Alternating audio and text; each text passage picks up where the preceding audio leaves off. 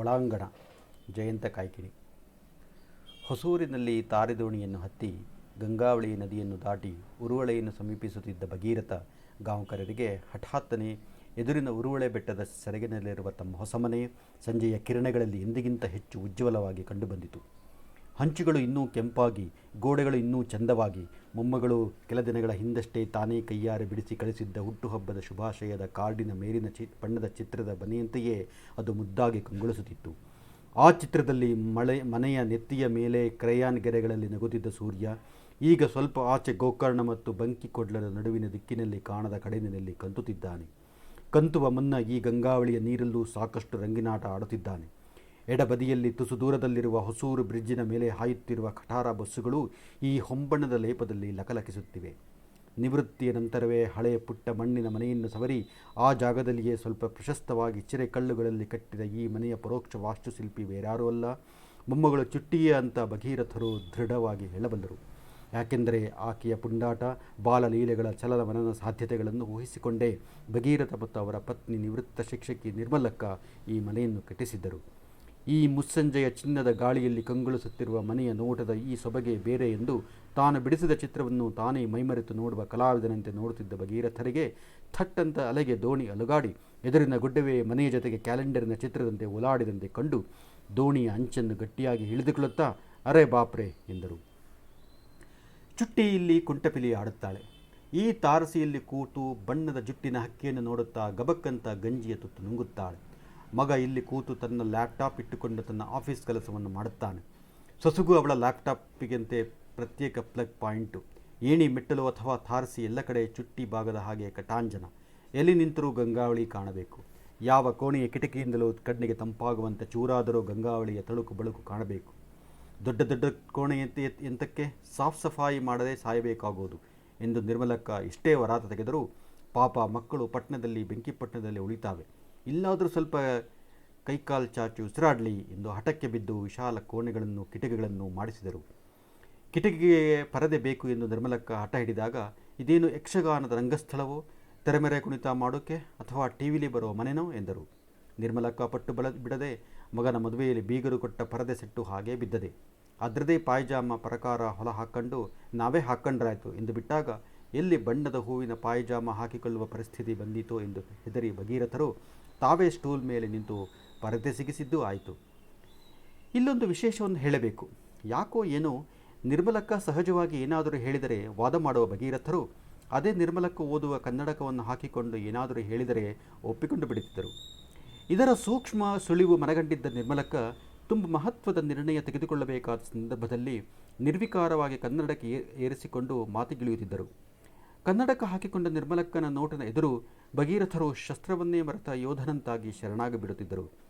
ಆ ಕನ್ನಡಕದಲ್ಲಿ ಅವರ ಆಫೀಸು ಜೀವನದ ಅದ್ಯಾವ ಮೇಲಧಿಕಾರಿಯ ಸುಳಿವು ಹೊಮ್ಮುತ್ತಿತ್ತೋ ಅಥವಾ ಬಾಲ್ಯದ ಶಾಲಾ ದಿನದ ಯಾವ ಶಿಕ್ಷಕರ ಚೂಪು ನೋಟ ಕವಿಯುತ್ತಿತ್ತೋ ಗೊತ್ತಿಲ್ಲ. ಒತ್ತಾರೆ ತಕ್ಷಣ ಕದನ ವಿರಾಮದ ನೀರವ ಆವರಿಸುತ್ತಿತ್ತು. ಸೊಸೆಯ ಕೆಲಸ ಮಾಡಬೇಕೋ ಬೇಡವೋ ಎಂಬ ಕುರಿತ ಚರ್ಚೆಯಲ್ಲೂ ಸೊಸೆಯ ಕೆಲಸ ಮಾಡಲೇಬೇಕು ಎಂದು ನಿರ್ಮಲಕ್ಕ ಸೊಸೆಯ ಪರವಾಗಿ ಮಾತನಾಡುವಾಗ ನೆರವಿಗೆ ಬಂದದ್ದು ಕನ್ನಡಕವೇ. ನೀನು ಕನ್ನಡಕ ತೆಗೆದಿಟ್ಟು ಮಾತಾಡ್ ಎಂದು ಭಗೀರಥರು ಚೀರಿಕೊಂಡಿದ್ದು ಗಂಗಾವಳಿಯ ಗಾಳಿಯಲ್ಲಿ ತೇಲಿಹೋಯಿತು. ಮನೆ ಕಟ್ಟಿಯಾಗುವ ತನಕ ನಡೆದ ಚರ್ಚೆಗಳು, ಮಗ ಸೊಸೆಯ ಜೊತೆಗಿನ ಫೋನುಗಳು, ಚುಟ್ಟಿಯನ್ನು ಇಲ್ಲೇ ಬಿಡಿ, ನಾವೇ ಬೆಳೆಸುತ್ತೇವೆ ಅವಳನ್ನು, ಇಲ್ಲಿ ತಾಜಾ ಬೆಳಂಜಿ ಹರಗಿ ಸೊಪ್ಪು ಹವೆ ನಿಮಗೆ ಅಲ್ಲೆಲ್ಲಿ ಸಿಗ್ತದೆ ಎಂಬಂತಹ ಆರ್ತ ಭಿನ್ನಹಗಳು ಎಲ್ಲ ಕನಸಿನಂತೆಯೇ ನಡೆದು ಹೋಗಿ ಮನೆ ಪೂಜೆ, ಒಮ್ಮೆ ದೀಪಾವಳಿ, ಒಮ್ಮೆ ಚೌತಿ, ಒಮ್ಮೆ ಶಿವರಾತ್ರಿ, ಹೀಗೆ ಮಗನ ಸಂಸಾರದ ಬರವು, ಚುಟ್ಟಿಯ ಹುಟ್ಟು ಹಬ್ಬಗಳು ಮೆಲ್ಲ ಕಡಿಮೆಯಾಗುತ್ತಾ ಸುರಳೀತಮೆಯಾಗಿದ್ದ ಮ್ಯಾಚಿನ ನಡುವೆ ಹಠಾತ್ತನೆ ಡ್ರಾ ಆಗುವ ಅಥವಾ ಸೋಲುವ ಲಕ್ಷಣ ಮನವರಿಕೆಯಾದಂತಹ ನೀರವೊಂದು ಮನೆಯಲ್ಲಿ ಶಾಶ್ವತ ಸಂಜೆಗತ್ತಲಿನಂತೆ ತುಂಬಿಕೊಂಡು ಬಿಟ್ಟಿತು. ಚುಟ್ಟಿಯ 3ನೇ ಹುಟ್ಟುಹಬ್ಬ ಇಲ್ಲೇ ಆಚರಿಸಿದ್ದರ ನೆನಪಿನಂತೆ ಬಣ್ಣದ ಕಾಗದದ ಪರಪರೆ ಹಜಾರದ ಗೋಡೆಯಲ್ಲಿ ಇನ್ನೂ ಇತ್ತು. ಒಂದೇ ವಾರದ ರಜೆಗೆ ಮಕ್ಕಳು ಬಂದು ಹೋದರೂ ಸಾಕು, ಅದರ ಅನುರಣನದಲ್ಲೇ ವರ್ಷ ಕಳೆಯಬಲ್ಲ ತಟಸ್ಥ ನೆಮ್ಮದಿಯೊಂದು ಇಬ್ಬರಿಗೂ ರೂಢಿಯಾಗಿ ಹೋಯಿತು. ಬಟ್ಟಲಿನಿಂದ ಚುಟ್ಟಿ ಕೂಗಿದಂತೆ ಊಟಕ್ಕೆ ಎಷ್ಟು ಕರೆದರೂ ಏಳದೆ ಮಹಾ ಘನ ಕಾರ್ಯವೆಂಬಂತೆ ಲ್ಯಾಪ್ಟಾಪಿನಲ್ಲಿ ಮಗ್ನನಾದ ಮಗ ಕೊನೆಗೂ ಊಟಕ್ಕೆದ್ದು ಬಂದಾಗಿನ ಅವನ ಹವಾಯಿ ಚಪ್ಪಲಿಯ ಪಟಕ್ ಪಟಕ್, ಚುಟ್ಟಿಯ ಮಲಗಿದ ಜಾಗದಲ್ಲಿ ಈಗಲೂ ಘಮ್ಮೆನ್ನುವ ಅವಳ ಪೌಡರು, ಬೇಬಿ ಶಾಬು, ಹಾಲಿನ ಮಿಶ್ರ, ಮದ್ದು, ಗಂಧ, ತುಳಸಿ ಕಟ್ಟೆ ಹತ್ತಿದ ತನ್ನ ವಾಕಿಂಗ್ ಶೂಗೆ ಸಿಕ್ಕಿಕೊಂಡ ಗದ್ದೆ ಅರಳನ್ನು ಕಡ್ಡಿಯಿಂದ ಬಿಡಿಸುತ್ತಾ ಕೂತ ಸೊಸೆಯ ಔಚ್ ಸಂಭ್ರಮ, ಅಲ್ಲಿ ಇಲ್ಲಿ ಸಿಗುವ ಆಕೆಯ ಹೆರಳ ಬ್ಯಾಂಡುಗಳು, ಹೀಗೆ ಅವರೆಲ್ಲ ಇದ್ದಾರೆ ಅನ್ನಿಸುವಂತೆಯೇ ಎಲ್ಲ ಮರುಕಲಿಸಿ ಮುಂದುವರಿಯುತ್ತಿತ್ತು. ಹಿಂಬಾಗಿಲಿನಲ್ಲಿ ತೆಂಗಿನ ಕಟ್ಟೆಯ ಹತ್ತಿರ ಮೀನು ಈಳಿಗೆ ನೋಡಿದರೆ ಸಾಕು ನಿರ್ಮಲಕ್ಕ ಅದನ್ನೇ ಚುಟ್ಟಿ ಎಂಬಂತೆ ಚುಟ್ಟಿ ಎಂದು ಒಬ್ಬರೇ ಮುದ್ದುಗರೆಯುತ್ತಿದ್ದರು. ಏಕೆಂದರೆ ಗಂಗಾವಳಿ ತಡಿಯಲ್ಲಿ ತಾಸುಗಟ್ಟಲೆ ಗಾಳ ಹಾಕಿ ಮೊನ್ನ ಹಿಡಿದು ತಂದುಕೊಟ್ಟ ತಾಜಾ ಮೀನು ತಂದು ಅದನ್ನು ತೊಳೆದು ಒಂದೊಂದೇ ಎಣ್ಣೆ ಚುಟ್ಟಿಗೆ ಇದು ಕಾಗಳಶಿ, ಇದು ಪೇಡಿ, ಇದು ಗುರ್ಕ ಎಂದು ತೋರಿಸಿ ಅದನ್ನು ಜಾರದಂತೆ ಕೈ ಬೂದಿ ಹಚ್ಚಿ ಆ ಗಳಿಗೆಯಲ್ಲಿ ಸರಿ ಮಾಡುವಾಗ ಚುಟ್ಟಿಗೆ ಅದೊಂದು ಹಬ್ಬ. ಏಡಿ ಇದ್ದರಂತೂ ಇನ್ನೂ ವಿಶೇಷ ಹಬ್ಬ. ಬಿಟ್ಟ ಕಣ್ಣು ಬಿಟ್ಟುಕೊಂಡು ಮುದ್ದಾದ ಮಂಡಿಯೂರಿ ಆ ಪುಟಾಣೆ ಬಳಗಳ ಕೈಯನ್ನು ಆಡಿಸಿ ಅದೆಂಥದು ಇದೆಂಥದು ಎಂದು ಚೋಕಡಿ ನಡೆಸುವ ಅವಳ ಸಂಭ್ರಮವೇ ಈ ಈಳಿಗೆ ಮನೆಯ ಸುತ್ತ ಇತ್ತು. ಮಗನ ಜೀವನ ಪ್ರಪಂಚವೇ ಬೇರೆ ಇದೆ. ಆತ ಅಲ್ಲೇ ಇರಬೇಕಾದದ್ದು ಸೂಕ್ತ. ಹೆಚ್ಚು ಅಂದರೆ ರಜೆಗೆ ಅಂತ ಬಂದು ಹೋದಾರೋ ಅವರು ಎಂಬುದೆಲ್ಲ ಗೊತ್ತಿದ್ದೂ ಸಹ ಮನೆ ಕಟ್ಟುತ್ತಾ ಹೋದ ಹಾಗೆ ಒಂದು ದಿನ ಈ ಮಡಿಸಿಟ್ಟ ಈಳಿಗೆ ಮನೆಯನ್ನು ನೋಡುತ್ತಾ ಮಗನ ಜೀವನದಲ್ಲಿನ ತಮ್ಮ ಪಾತ್ರವೂ ಮುಗಿದು ಹೋಗಿದೆ ಎಂಬುದು ನಿರ್ಮಲಕ್ಕನಿಗೆ ದಿಟವಾಗಿ ಹೋಯಿತು. ಮತ್ತು ಈ ಅರಿವಿನಿಂದ ಒಂದು ಬಗೆಯ ಧೈರ್ಯ ಗೆಲುವು ಎರಡೂ ಬಂದಂತಾಯಿತು. ತನಗೆ ಬೇಜಾರಾಗಲಿಲ್ಲಬೇಕೆ ಎಂದು ಹೆಚ್ಚು ತಲೆ ಕೆಡಿಸಿಕೊಳ್ಳಲು ಆಕೆ ಹೋಗಲಿಲ್ಲ. ತೆಂಗಿನ ಮರದಿಂದ ಉದುರಿದ ಪುಟಾಣಿ ಕಾಯಿ ಪುಳಿಯನ್ನು ಚುಟ್ಟಿಯ ಆಟಕ್ಕೆಂದು ಎತ್ತಿ ಪೆಟ್ಟಿಗೆಯಲ್ಲಿಡುವುದನ್ನು, ಆಗಾಗ ಹಳೆಯದನ್ನು ಎಸೆದು ಹೊಸತನ್ನು ಸಂಗ್ರಹಿಸಿಡುವುದನ್ನು ಆಕೆ ತಪ್ಪಿಸಲಿಲ್ಲ. ತಿಂಗಳಿಗೊಂದು ವಿಸ್ತಾರವಾದ ಪತ್ರ ಬರೆಯುವುದನ್ನು ತಪ್ಪಿಸಲಿಲ್ಲ. ಪತ್ರಕ್ಕೆ ಉತ್ತರ ರೂಪವಾಗಿ ಮಗ ಫೋನ್ ಮಾಡಿ ಸೊಸೆಯ ಬಳಿಯೂ ಮಾತಾಡಿಸಿ ಚುಟ್ಟಿಯಿಂದ ಹಾಡನ್ನೂ ಹಾಡಿಸಿ ಮುಗಿಸುತ್ತಿದ್ದ. ಹುರುಪಿನ ಹುಡುಗಿಯಾಗಿದ್ದ ಸೊಸೆ ಸಂಸಾರಿ ಹೆಂಗಸಾಗಿಯೂ, ನಿನ್ನೆಯ ಹುಡುಗನಾಗಿದ್ದ ಮಗ ಸಂಸಾರಿ ಗಂಡಸಾಗಿಯೂ ಮಾರ್ಪಾಟಾದದ್ದು ದೂರದಲ್ಲಿದ್ದರೂ ತಿಳಿಯುತ್ತಾ ನಿರ್ಮಲಕ್ಕನಿಗೆ ಮೂಕವೇದನೆಯಾಯಿತು. ಯಾಕೋ ಕರುಳು ಚೊರಕ್ಕೆಂದಿತು. ಎಂಥ ಕಷ್ಟವೂ ಅವರ ಜೀವಕ್ಕೆ ಎಂದು ಭಗೀರಥರ ಬರಿ ಆಡಿಕೊಂಡು ಅರ್ಥ ಮಾಡಿಕೊಳ್ಳಲು ನೋಡಿದಳು. ಭಗೀರಥ ತುಸುವು ತಲೆ ಹಾಳಿ ಮಾಡಿಕೊಳ್ಳದೆ, ಜವಾಬ್ದಾರಿ ಬಂದರೆ ಜವಾಬ್ದಾರಿ ಎಂದು ರೋಗದ ಹೆಸರು ಹೇಳುವ ಡಾಕ್ಟರನಂತೆ ಹೇಳಿದರು. ಒಂದು ಸಲ ರಜೆಗೆ ಬಂದಿದ್ದಾಗ ಮಗ ತುಳಸಿ ಕಟ್ಟೆಯ ಎದುರು ನಿಂತು ಜೋರಾಗಿ ಎರಡೂ ಕೈ ಬೀಸಿ ಇಂಗ್ಲೀಷಿನಲ್ಲಿ ಒಬ್ಬನೇ ಮಾತನಾಡುವುದನ್ನು ಕೇಳಿ ಭಗೀರಥರಿಗೆ ಎಡೆಯೇ ಒಡೆದು ಹೋಗಿತ್ತು. ಮಗನಿಗೆ ಖಂಡಿತ ಮಳ್ಳು ಹಿಡಿದಿದೆ, ಇದನ್ನು ಹೆಂಡತಿಗೆ ಹೇಗೆ ಹೇಳುವುದು ಅಥವಾ ಕರೆದು ತೋರಿಸುವುದು ಎಂಬ ತಬ್ಬಿಬ್ಬಿನಲ್ಲಿ ಕಂಗಾಲಾಗಿ ನಿಂತಾಗ ಮೆಲ್ಲಗೆ ಅರಿವಿಗೆ ಬಂತು. ಮಗ ನವರಂಧ್ರಗಳಲ್ಲಿ ಕೆಲವಲ್ಲಿ ಪುಟಾಣಿ ಏನೇನೋ ಸಿಗಿಸಿಕೊಂಡು ದೂರವಾಣಿ ನಡೆಸಿದ್ದ.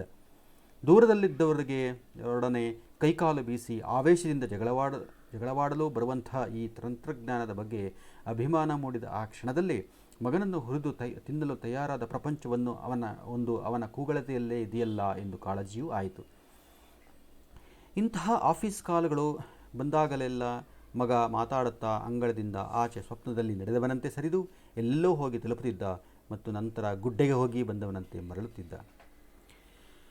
ಗಂಗಾವಳಿಯಲ್ಲಿ ಸ್ವಲ್ಪ ಇಳಿತದಿದ್ದರಿಂದ ದೋಣಿ ಎಂದಿನ ದಕ್ಕಕ್ಕಿಂತ ತುಸು ಈಚೆಯೇ ತಾಗಿ ನಿಂತಿತು. ದೋಣಿವ ಸಾವಕಾಶ ಆರ್ಲು ಮಣ್ಣು ಎಂದು ಎಚ್ಚರಿಸಿದ್ದೇ ಗಾವಂಕಾರರು ಚಪ್ಪಲಿಯನ್ನು ಒಂದು ಕೈಲಿ ಹಿಡಿದು ಮೆಲ್ಲಗೆ ದೋಣಿಯಿಂದಾಚೆ ಹುದಲು ತಡಿಯಲ್ಲಿ ಕಾಲಿಟ್ಟು ಇನ್ನೊಮ್ಮೆ ಅರೆ ಬಾಪ್ರೆ ಎಂದರು. ಇಷ್ಟು ಹೊತ್ತು ದೋಣಿಯಲ್ಲಿದ್ದಾಗ ಮಾಯವಾಗಿದ್ದ ಹಕೀಕತ್ತಿನ ಜಗತ್ತೊಂದು ನೆಲಕ್ಕೆ ಕಾಲು ಸೋಕಿದ್ದೇ ತಡ ನಾಟಕದ ಟ್ರಾನ್ಸ್ಫರ್ ಸೀನರಿಯಂತೆ ಅವರನ್ನು ಆವರಿಸಿಕೊಂಡಿತು. ಅವರಿಗಾಗೆ ಕಾದಂತಿದ್ದ ಧ್ವನಿ ಪ್ರಪಂಚವೊಂದು ಒಮ್ಮೆಲೆ ಚಾಲು ಆದಂತೆ ಆಗಿ, ಏ ಜಟ್ಟು, ನಾಡದು ಶೂಟಿಂಗ್ ನೋಡೋಕ್ಕೆ ಬಾರೋ ಎಂದು ದೋಣಿಯವನಿಗೆ ಕೂಗಿ ಹೇಳಿ ಮೂಲೆಯ ಗೂಡಂಗಳಿಯಲ್ಲಿ ನಿಂತಿದ್ದವರಿಗೆಲ್ಲ ಬನ್ನಿ ನಾಡಿದಿಗೆ, ಸಿನಿಮಾದವರು ನಮ್ಮ ಮನೇಲೇ ಶೂಟಿಂಗ್ ಮಾಡೋಕ್ಕೆ ಬರ್ತಾರೆ, ಇಷ್ಟ ಚಂದ ಜಾಗ ಇನ್ನೆಲ್ಲಿ ಸಿಗೋದು ಅವರಿಗೆ, ಇವಳದು ಒಂದೇ ನಮೂನಿ ಹಠ, ಸಿನಿಮಾದವರಿಗೆ ಕೊಟ್ಟು ಮನೆ ಹಾಳು ಮಾಡೋದು ಬೇಡ ಹೇಳಿ ಇಷ್ಟು ದೊಡ್ಡ ಮನೆ ಮಾಡಿಟ್ಟದ್ದು ಮತ್ತೆಂಥ ಹಣೆ ಬರಕ್ಕೆ, ಒಂದು ವಾರ ಮಾಡ್ಕೊಂಡು ಹೋಗಿ ಸಾಯಲಿ, ನಮಗೂ ನೋಡೋಕ್ಕಾಯ್ತು ಎಂದು ಬಹಿರಂಗವಾಗಿ ಸ್ವಗತ ಆಡಿಕೊಳ್ಳುವವರಂತೆ ಹೇಳುತ್ತಾ ಮನೆಯ ಕಡೆಯ ಏರು ಹತ್ತತೊಡಗಿದರು. ಅವರ ನಡಿಗೆಯಲ್ಲೂ ಒಂದು ಹೊಸ ನಮೂನೆಯ ಗತ್ತು ಮೆಲ್ಲಗೆ ಸೇರಿಕೊಂಡಂತಾಗಿತ್ತು. ಸಗಡಗೇರಿಯ ಶಾಂತಣ್ಣ ನಾಯಕರ ವಶೀಲಿ ತಗೊಂಡು ದಪ್ಪ ಬಂಗಾರದ ಚೇನು ಹಾಕಿಕೊಂಡಿದ್ದ ಬೆಂಗಳೂರಿನ ಬಂಗಾರದ ಮನುಷ್ಯರಿಬ್ಬರು ತಿಂಗಳ ಹಿಂದೆ ಲೊಕೇಶನ್ ವೀಕ್ಷಣೆ ಅಂತ ಬಂದು ದಪ್ಪ ಬ್ಯಾಂಡೇಜಿನಂತಿದ್ದ ತಮ್ಮ ಬೂಟುಗಳನ್ನು ತೆಗೆಯದೆ ಮನೆ ತುಂಬ ಭಯೋತ್ಪಾದಕರಂತೆ ಓಡಾಡಿದಾಗಲೇ ಗಾಂವ್ಕಾರ ದಂಪತಿಗಳಿಗೆ ಏಕಕಾಲಕ್ಕೆ ಶ್ರಕ್ ಅಂತ ಸಿಟ್ಟು ಮಸ್ತಕಕ್ಕೇರಿಬಿಟ್ಟಿತ್ತು. ಕೊರೆಲಿನಲ್ಲಿ ಸಾಧ್ಯವಿಲ್ಲ ಎಂದು ಹೇಳಿ ಕಷಾಯವನ್ನು ಕೊಟ್ಟು ಕಳಿಸಿಬಿಟ್ಟಿದ್ದರು. ಮನೆಗೆ ಸಂಬಂಧಪಟ್ಟ ಹೇಳಲಿಕ್ಕಾಗದ ಒಂದು ಬಗೆಯ ಖಾಸಗಿತನದ ಶುದ್ಧತೆಗೆ ಭಂಗ ಬಂದಂತೆ ಇಬ್ಬರಿಗೂ ಅನಿಸಿತ್ತು. ಸಡಗೇರಿಯ ಶಾಂತಣ್ಣನ ಮನೆಯಿಂದಲೂ ಗಂಗಾವಳಿ, ಬ್ರಿಡ್ಜು, ಬೆಟ್ಟ ಎಲ್ಲ ಕಾಣ್ತದೆ, ಅಲ್ಲೇ ಮಾಡ್ಕೋಬೋದು ಎಂದು ಸಲಹೆಯನ್ನು ಕೊಟ್ಟರು. ಅವರು ಹೋಗುವಾಗ ದೋಣಿಯ ತನಕ ಬಿಡುವ ನೆಪ ಮಾಡಿ ದೂರದಲ್ಲಿರುವ ಮಗ ಸೊಸೆಯರೆಂದು ಒಂದು ಮಾತು ಕೇಳಿ ಒಂದೆರಡು ದಿನದಲ್ಲೇ ಹೇಳ್ತೇವೆ ಎಂದು ಹೇಳಿದರು. ಈ ನಡುವೆ ಸಗಡಗೇರಿ ಶಾಂತಣ್ಣ ನಾಯಕರು ನಿಮ್ಮ ಮನೆಯ ಅವರಿಗೆ ವಿಶಾಲವಾಗಿ ಪ್ರಶಸ್ತವಾಗಿ ಕಂಡಿದೆ. ನಮ್ಮ ಮನೆಯಲ್ಲಿ ತಮ್ಮನ ಸಂಸಾರ, ಶಾಲೆಗೆ ಹೋಗುವ ಮಕ್ಕಳು ಎಲ್ಲ ಇದ್ದಾರೆ. ಅವರಿಗೆಲ್ಲ ತೊಂದರೆಯಾಗುತ್ತದೆ. ಬೇಕಿದ್ದರೆ ನೀವೇ ಒಂದು ವಾರ ಇಲ್ಲಿ ಬಂದು ಬಿಡಿ, ನಿಮ್ಮ ಮನೆ ಕೊಟ್ಟು ಬಿಡಿ. ನಿಮ್ಮ ಮಗನಿಗೆ ನಾನು ಫೋನ್ ಮಾಡುತ್ತೇನೆ ಎಂದು ಚೀಟಿಯನ್ನು ಬರೆದು ಕಳಿಸಿದರು.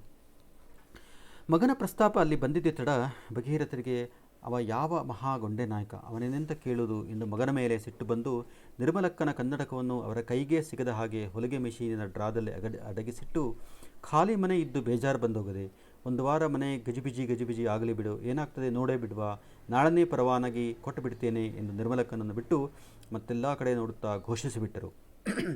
ನಿರ್ಮಲಕ್ಕ ಮೌನ ವಹಿಸಿಬಿಟ್ಟರು. ಅವರ ಮೌನದ ಮುಂದೆ ಭಗೀರಥರ ಘೋಷಣೆಯ ಆವೇಶವು ಸಪ್ಪೆಯಾಗಿ ಕಂಡಿತು. ಮೊದಲೇ ಅಷ್ಟೊಂದು ಮಾತುಕತೆ ಇಲ್ಲದ ಮನೆಯದು. ಈಗ ನಿರ್ಮಲಕ್ಕನ ಮೌನದಿಂದ ಗಂಗಾವಳಿ ನದಿಯ ದಂಡೆಯ ತುಳುಕಿನ ಸದ್ದು ಏಕ್ದಮ್ ಮನೆ ಬಾಗಿಲಲ್ಲೇ ಆದಂತೆ ಅನಿಸತೊಡಗಿತು. ನೀ ಬೇಕಾದರೆ 4 ದಿನ ಒಂದಿಗೆ ಅಣ್ಣನ ಮನೆಗೆ ಹೋಗು, ನಾನು ಎಲ್ಲ ಇಲ್ಲಿ ನೋಡಕಳುತ್ತೆ ಎಂದು ಭಗೀರಥರು ತುಂಬ ಕಾಳಜಿಯಿಂದ ಹೇಳಿದರೂ ಮೌನ ಮುರಿಯುವ ಲಕ್ಷಣ ಕಾಣಲಿಲ್ಲ. ಬದಲಿಗೆ ಒಂದು ದಿನದಲ್ಲಿ ನಿರ್ಮಲಕ್ಕನಿಗೆ ಮೌನದ ದಿವ್ಯ ರುಚಿಯಿಂದ ಹತ್ತಿದ ಹಾಗೆ ಆಗಿ ಹೋಯಿತು. ಪಂಪ್ಸೆಟ್ ಇದ್ದರೂ ಹಠದಿಂದ ಬಾವಿಯಿಂದ 10 ಕೊಡ ನೀರು ಸೇರಿದರು. ಭಗೀರಥರು ಕೆರಳಿ, ಶಭಾಷ್ ಸೇದು 100 ಕೊಡ ಸೇದು, ಬೆನ್ ಮುರ್ಕೊಂಡು ಬೀಳು, ಓಡ್ ಬಂದು ನೋಡ್ಕೊಳ್ಳೋಕ್ಕೆ ಮಗ ಇದ್ದಾನಲ್ಲ ಮಗ ಎಂದು ಗುಣಗುಟ್ಟಿದರು. ಕೊಡದ ಕತ್ತಿನಿಂದ ಹಗ್ಗದ ಕುಣಿಕೆ ಸಡಿಲಿಸುತ್ತಿದ್ದ ನಿರ್ಮಲ ಹೊರಳಿ, ಏನು ಮತ್ತೊಂದು ಸಲ ಹೇಳಿ ನೋಡ್ವಾ ಎಂಬಂತೆ ನೋಡಿ ಹಮ್ ಎಂದು ಬೆಸಸೊಯ್ದರು. ಚುಟ್ಟಿ ಬಾವಿಯಲ್ಲಿ ಬಗ್ಗಬಾರದು ಎಂದು 2 ಕಲ್ಲುಗಳ ಸ್ಥರ ಏರಿಸಿ ಕಟ್ಟೆಯನ್ನು ಮುಂಚಾ ಮಾಡಿದ್ದರಿಂದ ತುಂಬಿದ ಕೊಡವನ್ನು ಎದೆ ಎತ್ತರದಿಂದ ಎತ್ತುವುದು ಕಷ್ಟವೇ ಆಗಿತ್ತು. ನಿಜ ಹೇಳಬೇಕೆಂದರೆ ಮಗನ ಮೇಲೆ ಭಗೀರಥರಿಗೆ ಇರುವ ಸಿಟ್ಟು ಹೀಗೆ ಹೊರಬಂದದ್ದು ನಿರ್ಮಲಕ್ಕ ಮೊದಲ ಬಾರಿ ನೋಡಿದ ಕ್ಷಣ ಅದು.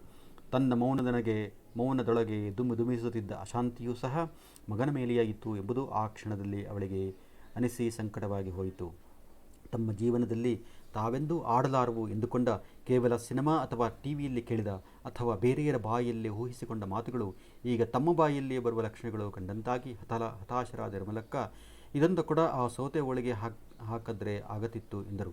ಇದಕ್ಕೆ ಕಾದಿದ್ದ ಭಗೀರಥರು ಬಂದು ಅದನ್ನು ಎತ್ತಿಕೊಂಡು ಸೌತೆ ಬಳ್ಳಿಯ ಹೋಳಿಗೆ ಕಡೆಯಿಂದ ಸಿಂಪಡಿಸಿ ಹೊಯ್ಯುತ್ತಾ, ತಲೆ ಸಮ ಇಲ್ಲ ನಿಂದು, ಮತ್ತೆ ನೀರತ್ತೋ ಕೋಮಣೆ ಮಾಡಬೇಡ, ಡಾಕ್ಟ್ರ್ ಮನೆ ಬರೋ ಕಾಲ ಮುಗಿದೋಯ್ತು ಈಗ ಎಂದವರೇ, ಮತ್ತೆ ಈಗಲೂ ನೀ ಬೇಡ ಅಂದರೆ ಬೇಡ, ಶೂಟಿಂಗ್ ಕ್ಯಾನ್ಸಲ್ ಮಾಡ್ತೆ ಎಂದರು.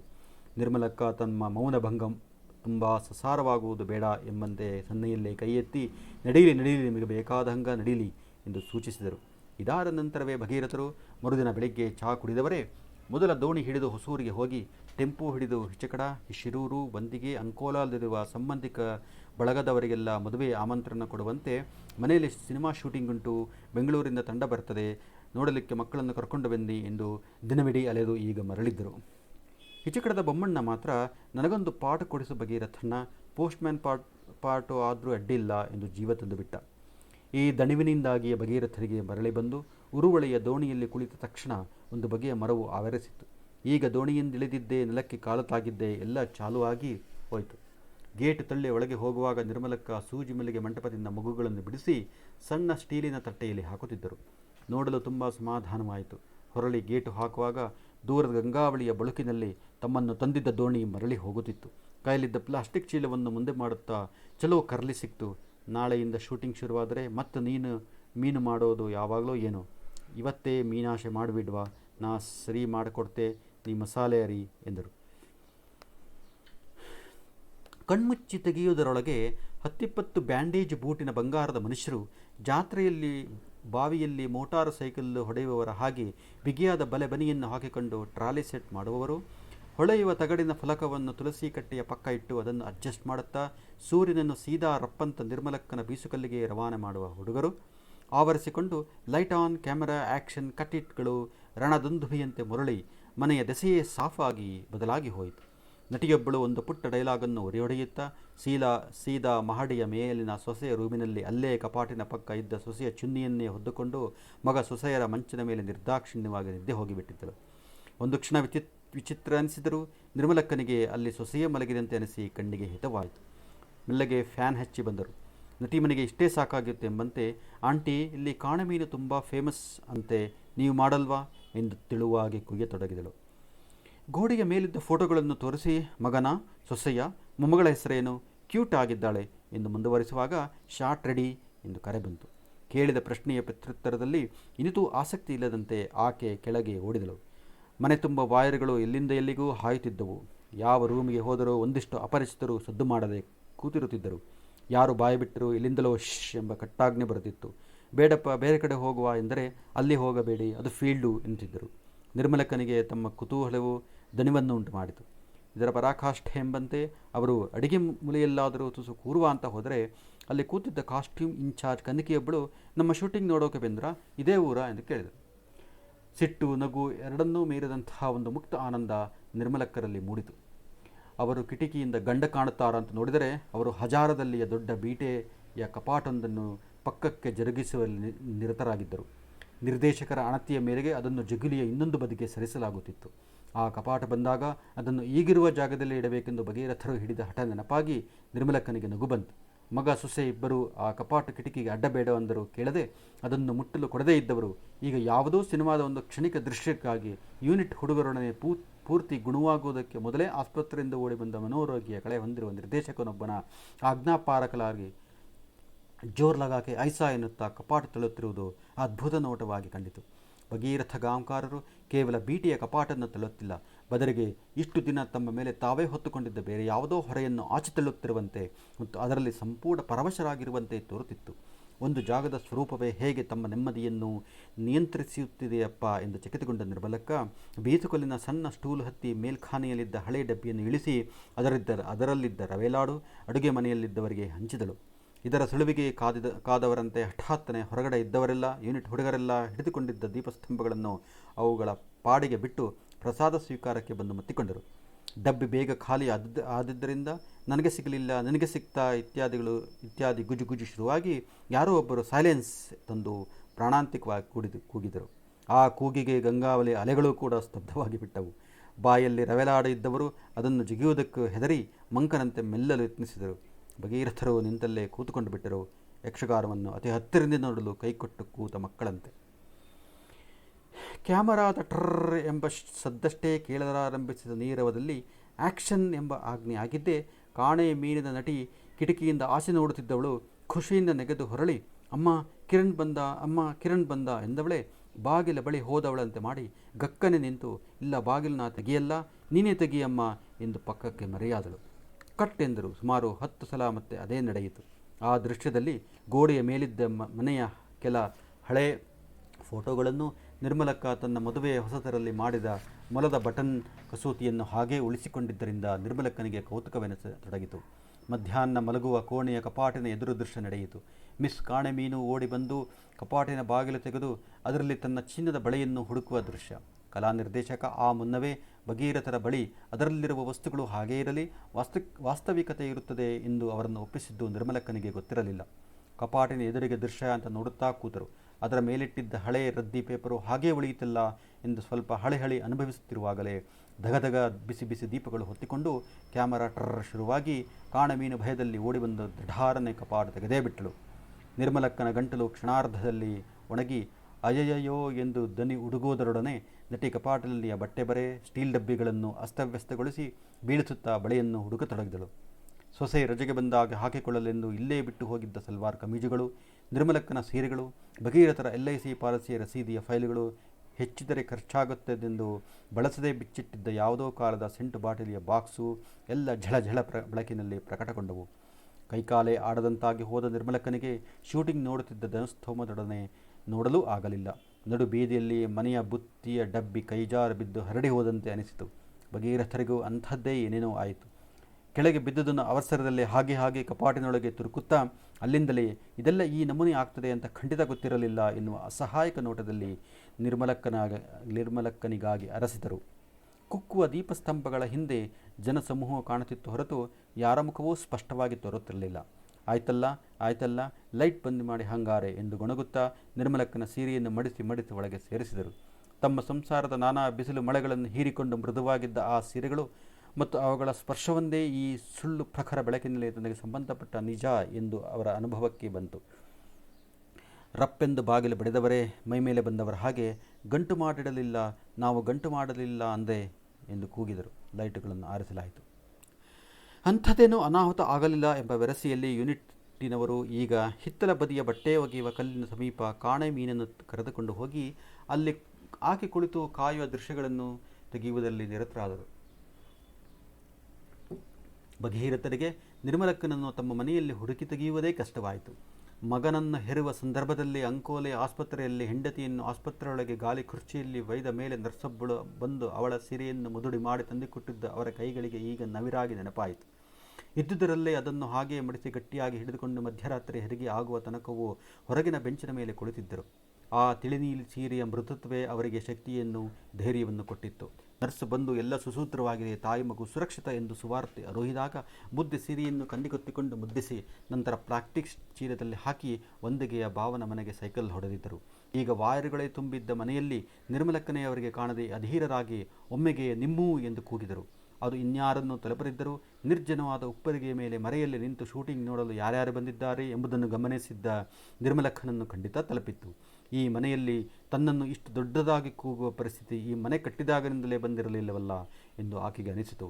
ಮಗನನ್ನು ಪರಬೂರು ಪರದೇಶ ಅಂತ ಕಳಿಸಿ ರಾಶಿ ರಾಶಿ ದುಡ್ಡು ಮಾಡಿದ್ದಾರೆ ಎಂದು ಸೀಮೆಯ ಜನ ಸೌಡ ಸಿಕ್ಕಾಗೆಲ್ಲ ಬೆನ್ನ ಹಿಂದೆ ಆಡಿಕೊಂಡಿದ್ದು ಗಂಗಾವಳಿಯ ಅಲೆಯಲ್ಲಿ ತೇಲಿ ಬರದೇ ಇದ್ದೀತೆ. ಎಲ್ಲ ಗೊತ್ತುಂಟು. ಈ ಮನೆಯನ್ನು ದೂರದಿಂದಲೇ ಯಾರ್ಯಾರು ಹೇಗೆ ನೋಡುತ್ತಾರೆ, ಒಳಗೆ ಬರಲು ಹೇಗೆ ಹಿಂಜರಿಯುತ್ತಾರೆ.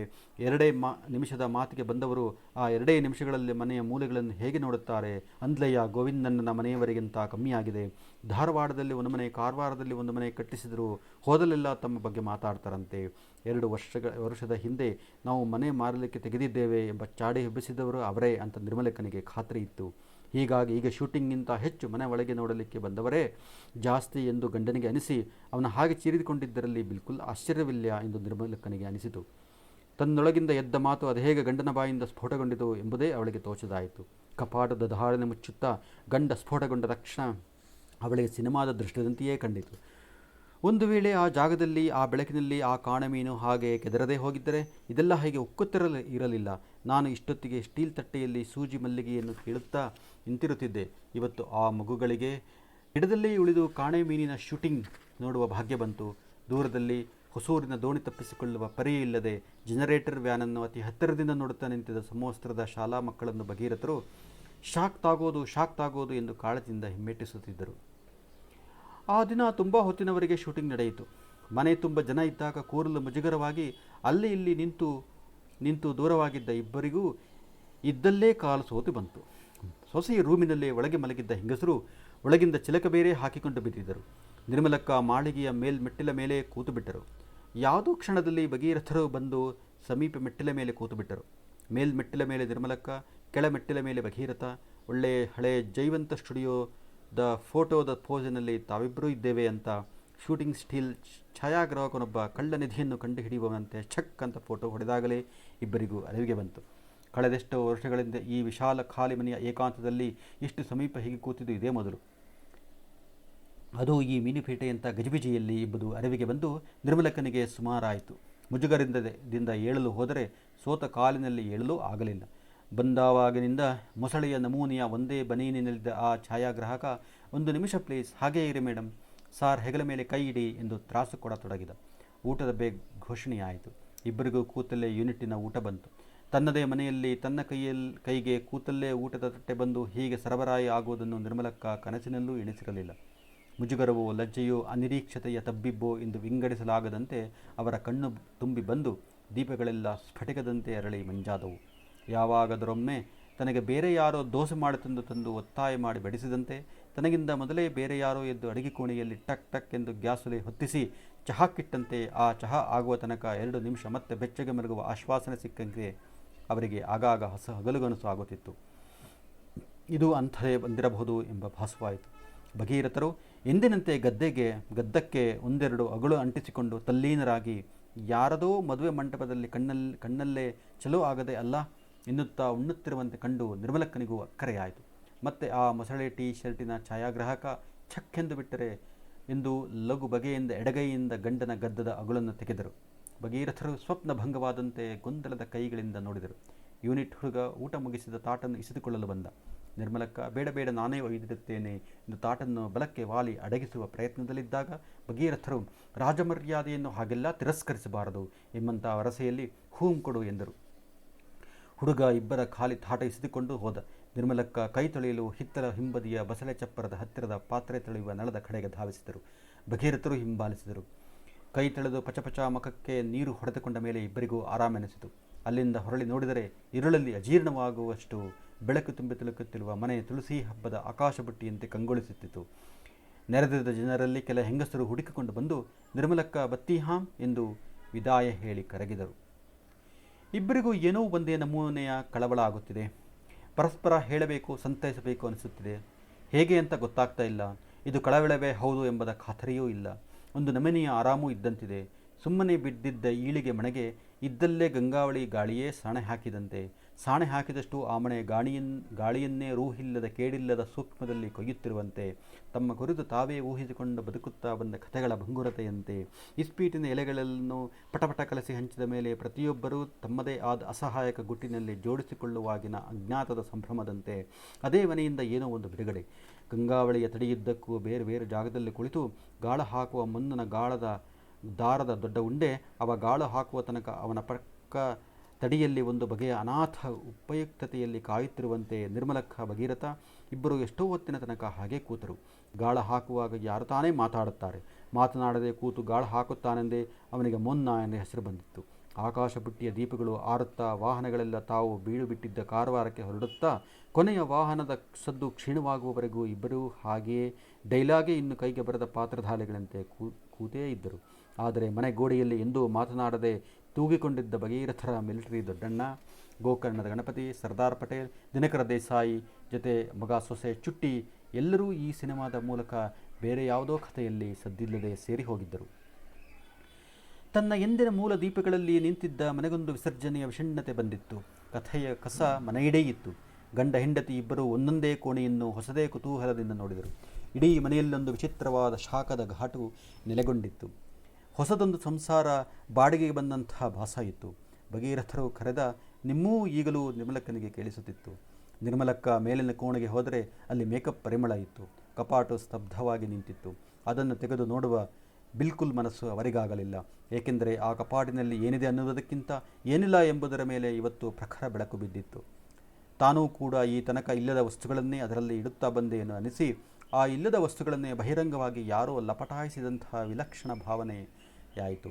ಕೋಣೆಯಿಂದ ಹೊರಬಂದು ಅದೇ ಮಾಳಿಗೆಯ ಮೆಟ್ಟಲ ಮೇಲೆ ಕೂತರು.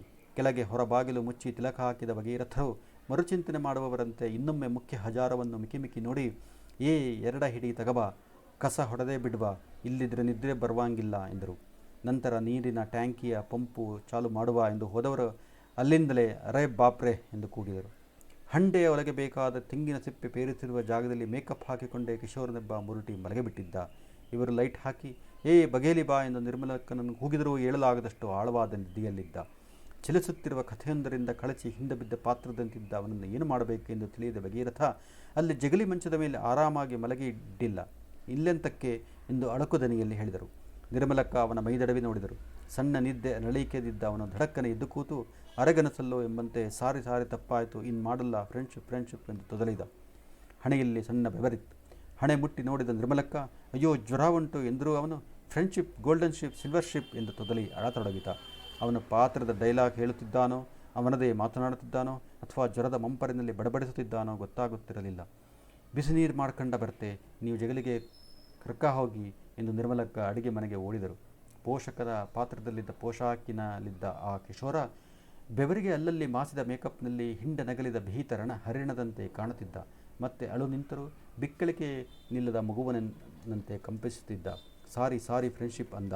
ಜ್ವರ ನೆತ್ತೆಗೇರುತ್ತಿದೆ ಅಂತ ಖಾತರಿಯಾದ ಭಗೀರಥರು ಅವನೆದುರು ಕುಕ್ಕರಿಗಾಲಲ್ಲಿ ಕೂತು ಫ್ರೆಂಡ್ಶಿಪ್ಪಲ್ಲಿ ಸಾರಿ ಎಂತಕ್ಕೆ, ಸಾರಿ ಹೇಳುವಂಥ ಪರಿಸ್ಥಿತಿ ಯಾಕೆ ತನಕ ಬೇಕು ನೀನು? ಸಾರಿ ಹೇಳಿಬಿಟ್ರೆ ಆಗೇ ಹೋಗಲಿಲ್ಲ ಮಾರಾಯ. ಸಾರಿಯಿಂದ ಯಾವುದೂ ಬಾಕಿ ಚಿಕ್ಕ ಆಗೋದಿಲ್ಲ. ಹೇಳದೇ ಇರೋ ಸಾರಿಲೇ ಎಲ್ಲ ಇರೋದು. ಈ ಬ್ರಿಟಿಷರು ಕೊಟ್ಟು ಹೋದ್ರು ನೋಡು ಈ ಸಾರಿ ಶಬ್ದ, ದೇಶಾನೇ ಹಾಳು ಮಾಡಿಬಿಟ್ರು. ತಪ್ಪು ಮಾಡೋಕ್ಕೆ ಲೈಸೆನ್ಸ್ ಕೊಟ್ಟಂಗ ಆಯಿತು. ಎಲ್ಲರೂ ಸಾರಿ ಹೇಳ್ತಾ ಹೋದರೆ ಪಾಯಶ್ಚಿತ್ತೆಗೆ ಜಾಗ ಎಲ್ಲಿ? 3 ವಲಯಗಳ ಎರಕ ರೂಪದಂತಿದ್ದ ಕಿಶೋರ ಮತ್ತೆ ಕೂತಲ್ಲೇ ಕಣ್ಣು ಮುಚ್ಚಿ ನಿದ್ದೆಗೆ ಜಾರುತ್ತಿದ್ದರೂ ಈ ಮಿಶ್ರ ವಲಯದೊಂದಿಗೆ ಮಾತ್ರ ತನ್ನ ಮಾತು ಸಾಧ್ಯ ಎಂಬಂತೆ ಭಗೀರಥರು ಇಲ್ಲಿ ನೋಡು ನಿಮ್ಮ ಕನ್ನಡಕಾನ ಹುಗಿಸಿಟ್ಟಿದ್ದು ಅವಳಿಗೆ ಗೊತ್ತಿಲ್ಲ. ಒಂದು ವೇಳೆ ನಾನು ಹುಗಿಸಿದದಿದ್ದರೆ ಇದೆಲ್ಲ ಆಗ್ತಾನೇ ಇರಲಿಲ್ಲ ಅಂದೆ. ಈಗ ನಾನು ಹೋಗಿ ಸಾರಿ ಹೇಳೋದ್ರಲ್ಲಿ ಎಂಥ ದೊಡ್ಡ ಸ್ಥಿತಿಗೆ ಬಂತು. ನಾಳೆ ತಾನಾಗೇ ಆ ಕನ್ನಡಕ ಆಕೆಗೆ ಸಿಗಬೇಕು. ಅಲ್ಲಿ ತನಕ ನನ್ನೊಳಗೆ ಈ ಸಾರಿ ಇರಬೇಕು. ಈ ಸರ್ತಿನೂ ಚುಟ್ಟಿ ಹುಟ್ಟದ ಹಬ್ಬದ ದಿನಾಂಕ ಮರ್ತೇ ಹೋಯಿತು.